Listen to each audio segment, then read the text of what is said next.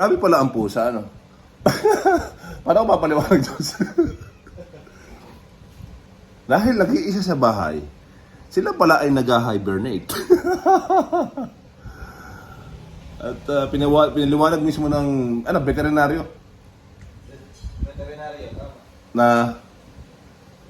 Na sila ay... Mating season sila. So ang pusa pala may mating season. So, ang ginawa ng pusa, dahil babae siya, pumunta sa mga boys. Ang bakit talaga. Ang bakit talaga. Hindi niya natagpuan niya, pero mga human. Hindi po siya. Anong kinalaman ni Jess doon? Pero, nakikiliti. Nakikiliti? Satisfy. Ha? Tapos, anong ginawa ng pusa? Ay, nilalapit na rin. Tapos namamasa siya. Oo. Pwede ba sa Facebook to? Baka mabanda ko sa Facebook. Hindi, ang pusa, napakagandang alaga dahil sila ay namamasa. O bakit pakinggan niya? Pusa ka, ay, nagtago. Iko-content kita eh. Bakit ka tumutuwan?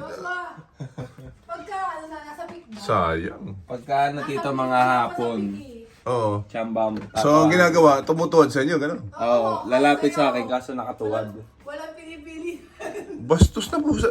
Tapos basa daw yung pet. sabi ni Jess.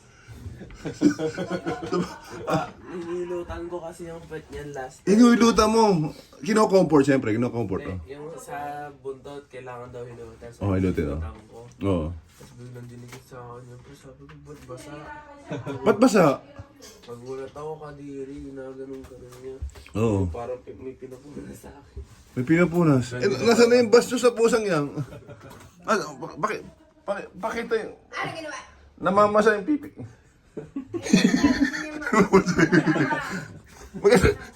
Sinanay naman gusto na mag-asawa.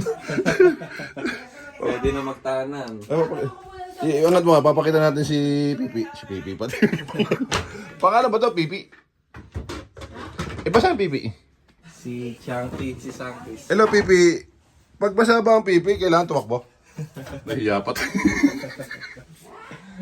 Basa ang Pipi. Sa pagkatapos basa ang Pipi, kailangan maging tayo? Oo, upo daw. Umupo na. Tapos baka...